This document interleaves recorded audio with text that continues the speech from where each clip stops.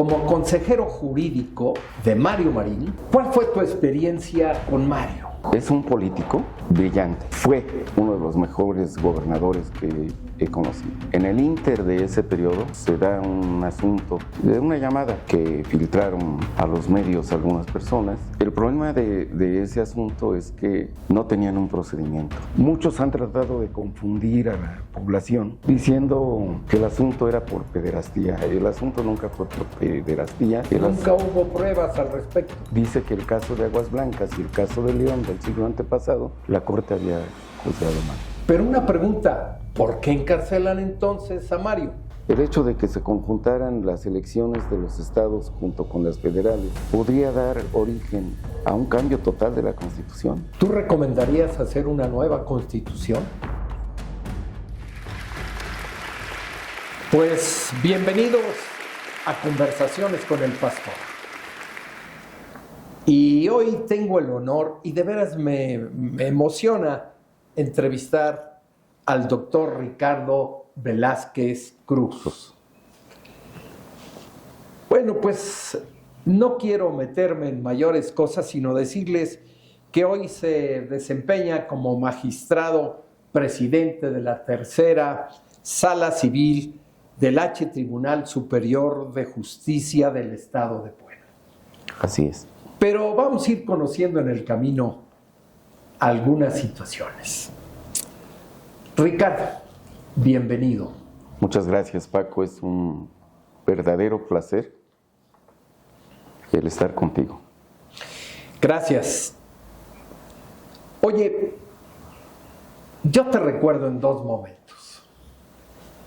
Como consejero jurídico de Mario Marín y como consejero jurídico de Miguel Barbosa. Empecemos por el primero. Con Mario, tú recordarás que fuimos competidores a la gobernatura del estado. Él ganó la gobernatura, lo reconocí como tal, aunque me quedaron ciertas dudas en el camino, pero la reconocí al final. ¿Cuál fue tu experiencia con Mario?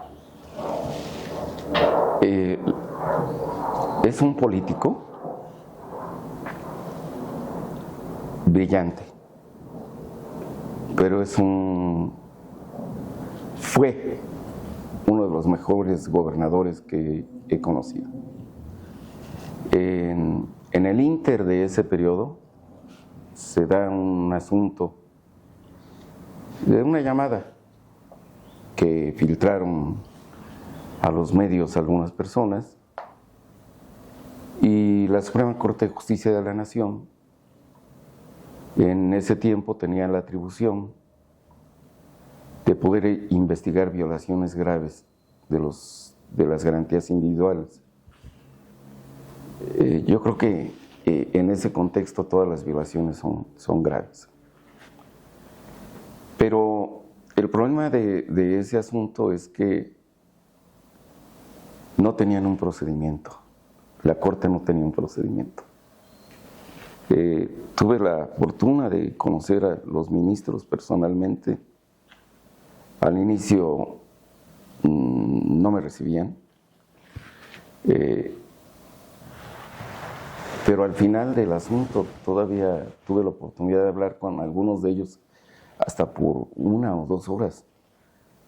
Fue muy grato conocer a todos, cómo pensaban, y también hacerles ver algunos errores que de hecho tuvieron. Al inicio, tengo ahí las cartas, donde les pregunté a los 11 ministros cuál iba a ser el procedimiento, porque no tenían el monopolio de la investigación, dado que eso en el artículo 21 constitucional se le otorgaba en ese tiempo solamente al Ministerio Público. La investigación. ¿Hoy a quién se le da más? Hoy se le da al Ministerio Público, a las policías y a la Guardia Nacional, porque son los primeros respondientes en casos de una noticia criminal. Con este nuevo sistema que tenemos y que estamos apenas transitando, porque todavía tenemos nosotros juzgados tradicionales que están antes de la reforma del 2010. Recuerdo que algunos me dijeron que era una investigación constitucional, otros me dijeron que era una investigación penal, otros me dijeron que era de derecho administrativo, en fin. ¿Y cómo se pusieron de acuerdo? Fue en ese tiempo la Constitución marcaba en el artículo 14, párrafo segundo, que nadie podía ser privado de sus posesiones, vida, propiedad, de la libertad, no de la vida, sino mediante juicio seguido ante los tribunales, donde se respetaran las garantías esenciales del procedimiento y con las leyes aplicables al caso. En este caso no había una ley y al no haber la ley, pues no podían hacer nada.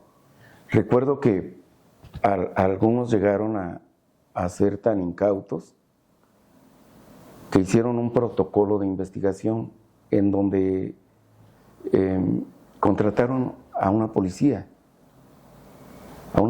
de seguridad, que en ese tiempo pues no estaba permitido que nadie hiciera funciones de policía. La función policial es una función pública, no es un servicio que pueda uno encomendarle, a ver, tú investígame o júzgame a Juan Pérez. Y ese fue uno de los principales problemas, porque después yo les expuse que no había esa ley y tuvieron que hacer reglas para poder investigar el asunto. Y me ofrecieron una disculpa histórica, don Sergio Salvador Aguirre, en donde dice que el caso de Aguas Blancas y el caso de León del siglo antepasado, la Corte había juzgado mal. Ese fue un reconocimiento muy bonito.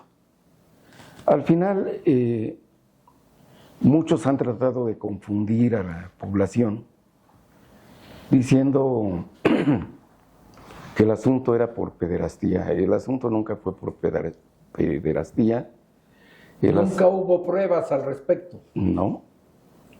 Solamente de lo que se dolía la señora Lidia Cacho era del traslado. Ella es detenida en Cancún por una denuncia de difamación, me parece, calumnia, en contra de un empresario árabe, y de eso se duele. Zúcar Curi, una cosa así. No, Zúcar Curi era un señor que tenía relación con este señor de ascendencia libanesa, no recuerdo bien su nombre, un empresario textilero. De mezclilla. De mezclilla, sí. Sí, es raro porque en las probanzas que se pudieron haber aportado en la Corte se aportaron todas. Todas las que se habían, fueron 45 cajas de pruebas. Y hubo 2 comisiones investigadoras. La primera no encontró ninguna violación. Y entonces yo les digo a la Corte, bueno, en la votación de los ministros echan abajo ese dictamen de la comisión investigadora, integrada por 3 magistrados, y les dije, bueno, si los magistrados fallaron, por favor, denme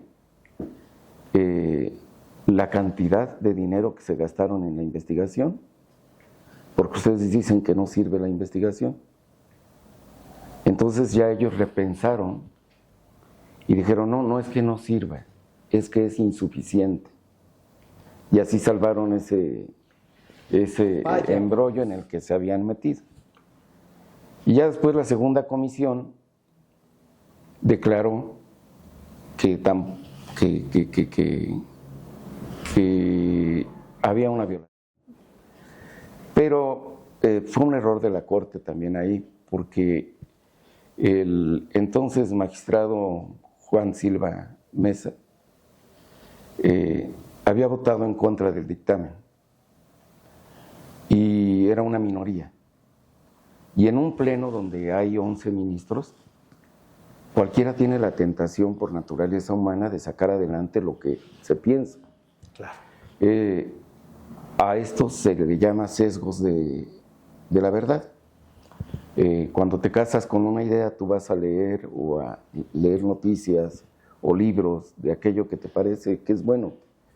Y ese sesgo de verdad, pues lo tuvo siempre el señor ministro, que le encargaron la investigación. De ahí tomaron nota también para que ahora, cuando haya una votación, se investigue por alguien de la mayoría, de los que tengan la mayoría de razón, porque si no, el dictamen siempre va a salir en contra.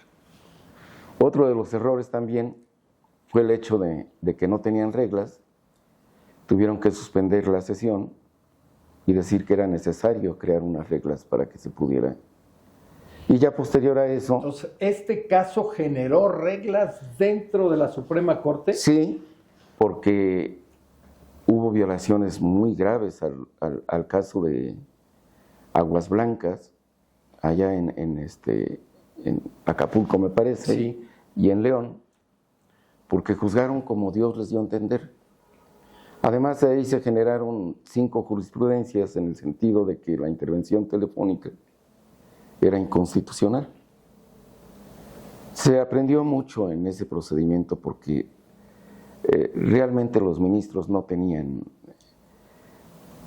conocimiento de cómo llevar a cabo esta situación. Entonces, juzgar a un gobernador provocó nuevas reglas. Sí. Juzgar a un gobernador provocó que el caso central del que el público nos quedamos con la idea era pederastía. Sí. Y no era el caso. No. El caso era simplemente el traslado. El traslado. Pudiera considerarse en un momento dado hasta secuestro, si se pudiera plantear. Pues había un convenio de colaboración con la policía de Quintana Roo. Ellos la detienen y la trasladan en un carro. Obviamente el trayecto fue largo, pero una cosa curiosa es el hecho de que en cada edición del libro que saca Lidia Cacho, cambia su versión. Y eso está en las ediciones. Por lo regular se hace una primera, segunda, tercera edición y va cambiando las cosas. Algo que los jueces... Va acomodándola para que la población pensemos... Pues más que nada, al principio fue una molestia médica que tenía. Después, en la segunda edición, que no se le da de comer. Y en la tercera edición ya dice que la bajan en un lugar y le dicen, pues tal vez hasta aquí llegues, ¿no? Pero pues ahí está escrito. No, eso ya no se puede modificar. El hombre es dueño de su silencio y esclavo de sus palabras. Toda la vida. Ahí está. Entonces, posteriormente hubo una denuncia ante la Comisión de Derechos Humanos de la ONU y de ahí llega una investigación para el Estado mexicano, una orden de que se investigara este acontecimiento, aunque ya había sido sentenciado por la Suprema Corte. No había razón. Pero bueno, ya en esos momentos yo ya no estoy con él. Pero una pregunta, ¿por qué encarcelan entonces a Mario? Pues fue un exceso de la justicia. ¿Quién lo provocó? La Fiscalía General de la República. La Fiscalía General de la República. Sí. Bueno, no entremos en nombres para no complicarnos la existencia. Sí. Después estás con Miguel, ahí te vuelvo a encontrar, nos volvemos a encontrar. Sí. No sé si me lo permitas decirlo, pero me tenías preocupado. Te conozco, eres un hombre sensato, tranquilo, pero yo ahí te vi muy nervioso. ¿Qué pasa? ¿Qué pasaba? Bueno, realmente era un exceso de trabajo, porque por ley el licenciado Mario Marín no firmaba nada si no iba mediante firme.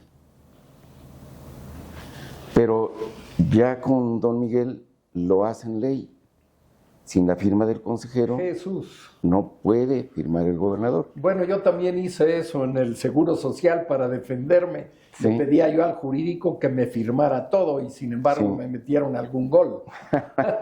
Sí, porque también hubo un exceso de trabajo, se nos vino la pandemia. ¿Cierto? Y hay cosas que no se ven, pero todos los decretos, incluso antes que los nacionales, Puebla sacó un decreto para contener la gran crisis sanitaria que había. Fuimos los primeros y después la Federación nos tomó referencia. Y ahí firmamos muchos decretos para el cierre temporal de algunos negocios, el hecho de que no se juntaran muchas gentes. Yo ahí quiero decirte, Paco, que conocí al hombre, no al político. A Miguel. A ti. ¿A mí?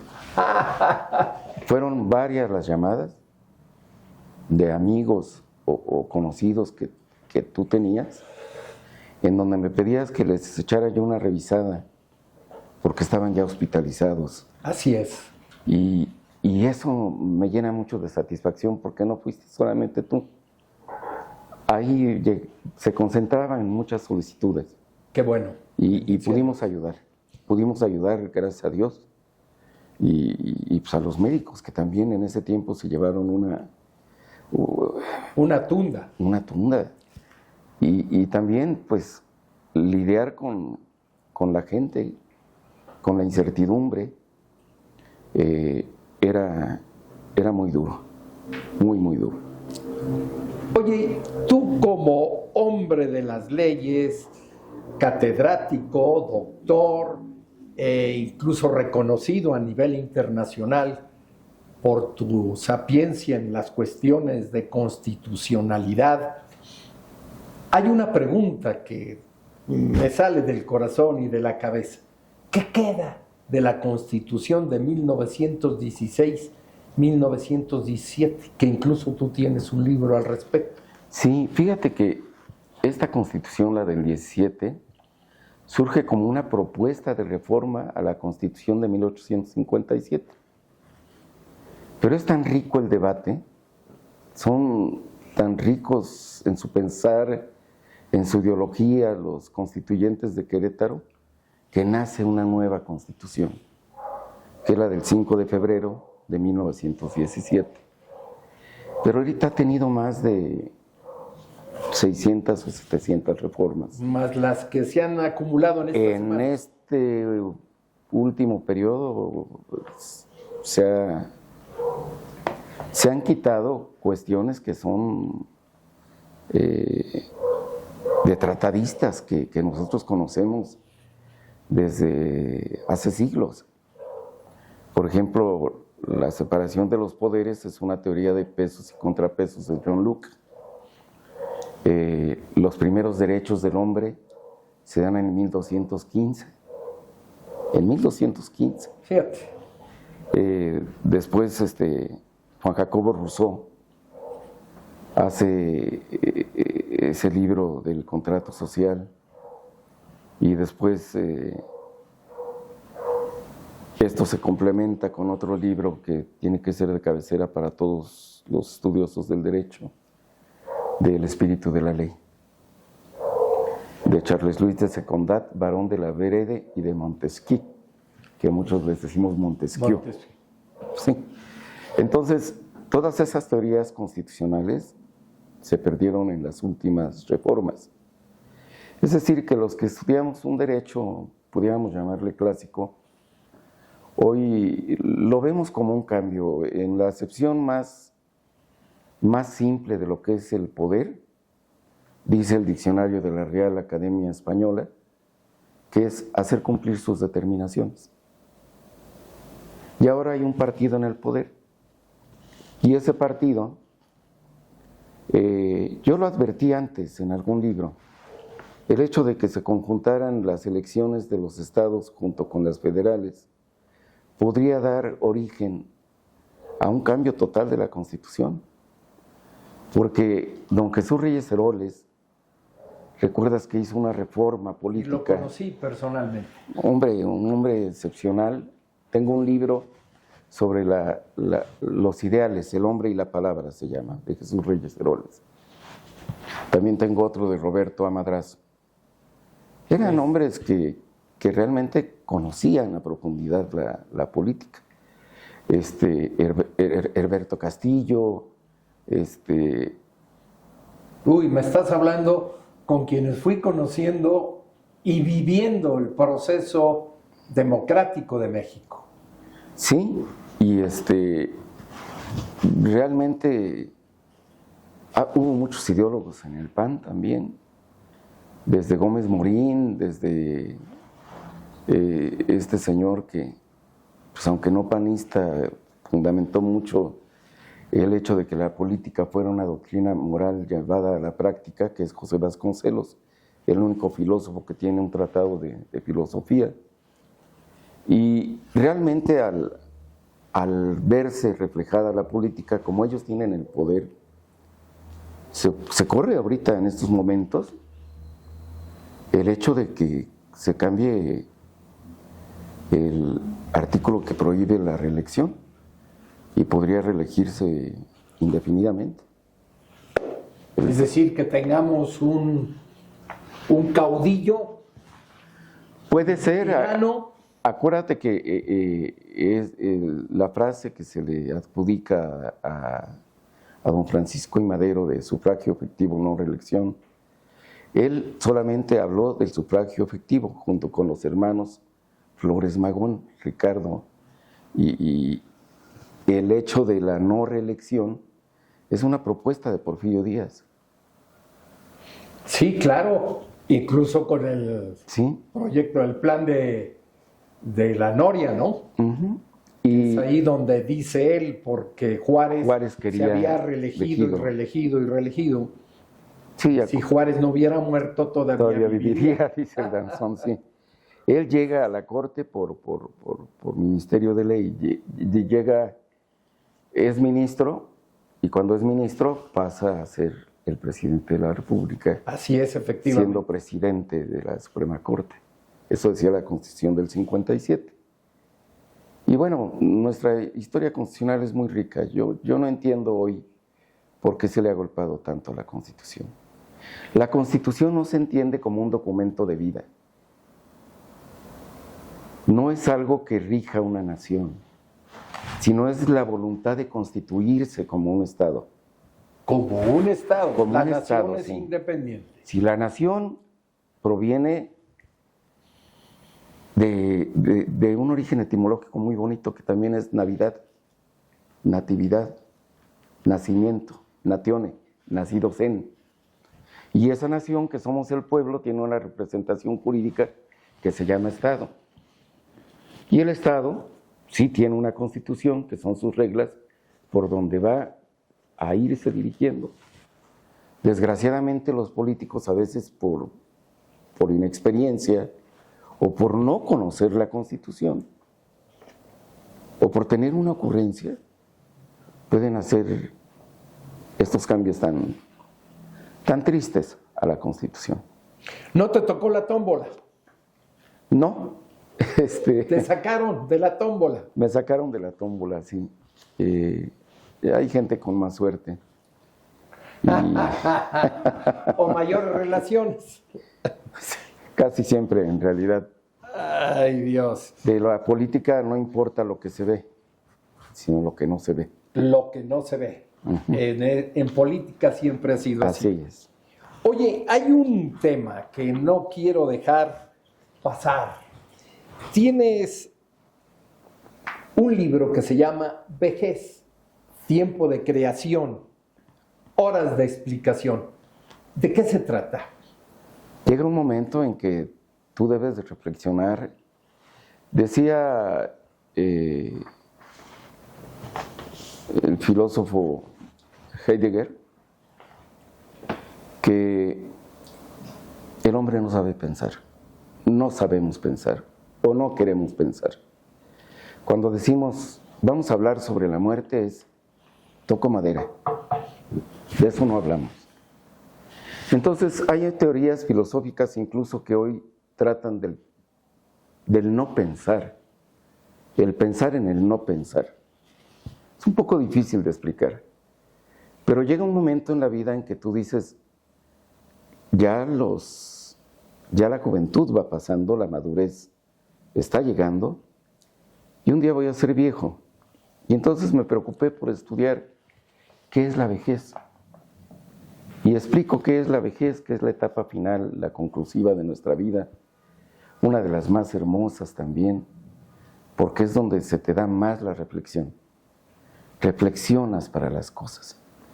Ya no lo haces tan... Pues sí, a mí todavía me dan improntas. Oye, Ricardo, hay un tema que me da vueltas en la cabeza. Tú fuiste muy amigo de Francisco Toledo. Sí.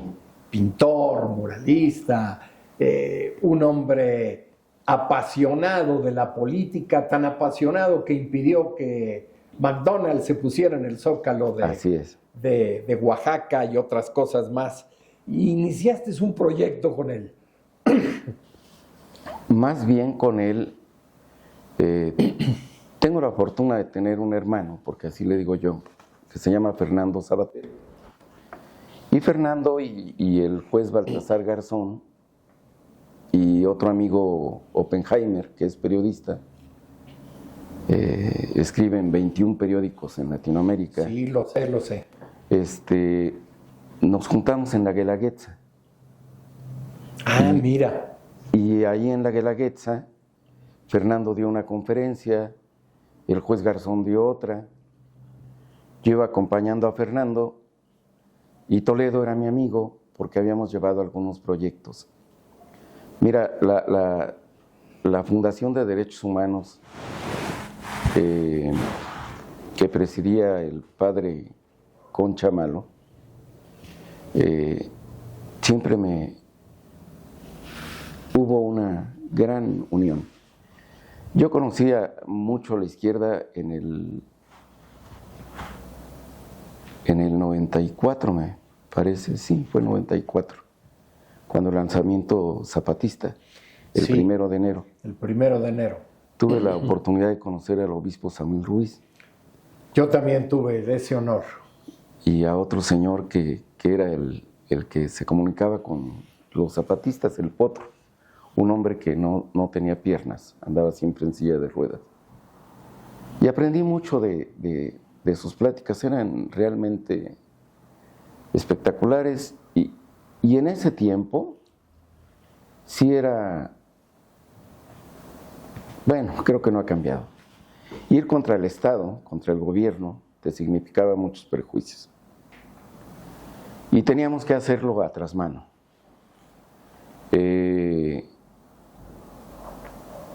Nosotros dimos la lucha por el maíz transgénico, que apenas hubo un panel donde se aprobó, y Toledo era un apasionado de él.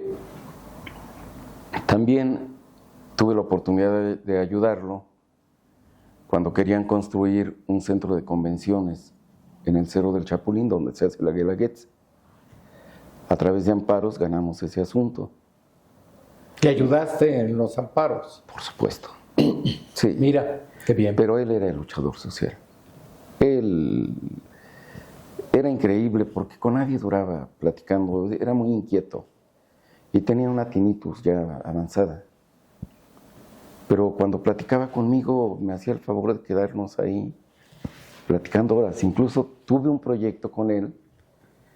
Él me ha firmado unos documentos donde puedo utilizar sus obras para ilustrar mis libros, siempre y cuando no sean propiedad de otra persona. Entonces todas las obras que tienen el Museo Azul y todo eso, puedo yo utilizarlas. Qué genial, man. Y me lo firmó como Francisco Toledo, con su nombre verdadero también. Me dijo, aquí te lo hago de 3 formas. Era muy generoso conmigo. A través de él conocí Ah, no, yo le presenté a Susana Harp a Toledo, porque Toledo es un hombre muy reconocido en Oaxaca. Siempre Totalmente. estaba con su traje de manta y sentado en las escalinatas de ahí del arte popular oaxaqueño. Ahí tenía sus oficinas y podías llegar a verlo cuando quisieras. Entonces, su hija, que sabe varios idiomas, iba a traducir una constitución para niños que elaboré hace ya mucho tiempo. ¿Por qué no la vuelves a sacar esa? Fíjate que ya estoy reconstruyéndola, porque sí es mucho, mucho lo que ha cambiado. Es rehacerla completamente. Bendito sea Dios. Sí, ya ¿A estoy dónde en ese vamos a ir proyecto. con esto, Ricardo? Tú eres jurista de toda la vida. Mira, pues desgraciadamente a la justicia no se le ha dado el respeto que se le merece. Y hay un problema que se está viendo o se está viviendo ahora. Dice un dicho japonés que en las escalinatas de los tribunales crece el pasto. Toda la vida. Eso quiere decir que para ellos es deshonorable completamente el ir a la cárcel o cometer un delito. Pero aquí en México ya estamos empezando a aceptar colectivamente la existencia de delitos. Hemos perdido la capacidad del asombro. Totalmente. Y esta violencia se está atacando mal. Porque desde Platón, que se llamaba Aristócles, le pusieron Platón porque era muy ancho de espaldas, él decía que eduquemos a un niño y salvemos a un adulto. Y no se está educando a los niños. Las prevenciones sobre adicciones empiezan en la adolescencia o ya en la universidad, cuando en algunos casos, en dictámenes periciales vemos, cuando estuve como visitador de los juzgados de adolescentes, en algún caso alguien disparó una metralleta y se veía curva. El disparo, los niños no la podían sostener. Y hoy los halconcitos que contratan en el narco son de 12, 13, 14 años. Y no se les puede juzgar, sino se les puede, de alguna forma, hay una ley nacional de justicia para adolescentes, que es, en cierto modo, es un juicio, pero no es tan severo. Y desgraciadamente estamos perdiendo muchos alumnos, mucha gente joven. Cada vez es más lo que se extiende en redes sociales, en narcocorridos, en impulsar la violencia, porque no solamente es el hecho de que haya violencia, sino que ya lo veamos como algo muy natural, ¿no? ¿Tú recomendarías hacer una nueva constitución? Se requiere hacer una nueva constitución. Es decir, que nos sentáramos la nación, no los cuates únicamente del poder, sino la nación, hacer una propuesta de constitución. Mira, ahí tendríamos la cuestión toral, que dice el artículo 39 que la soberanía reside esencial y originariamente del pueblo. Todo poder público emana de él y se instituye para beneficio del mismo. El pueblo tiene en todo momento el inalienable derecho de alterar o modificar su forma de gobierno. Entonces, después dice que el supremo poder de la federación, así dice, el artículo 49, párrafo primero, se divide para su ejercicio en ejecutivo, legislativo y judicial. Y esta ley que acaban de hacer de la supremacía constitucional del Congreso, pues va en contra del texto constitucional, o sea, es parte del supremo poder de la federación. No es el poder en su totalidad. Y al judicial, pues, desafortunadamente en las cuestiones de índole política, tú sabes que son diversas, se confiaron mucho en las leyes y descuidaron mucho lo político. Creo que esto no debería de estar sucediendo. Amigos, este es el doctor Ricardo. Creo que hemos aprendido mucho hoy. Y a ustedes les pido, nos sigan en las redes sociales, en Conversaciones con el Pastor. Recuerden estar siempre bien y de buenas. Muchas gracias, Ricardo. Gracias a ti. Un placer.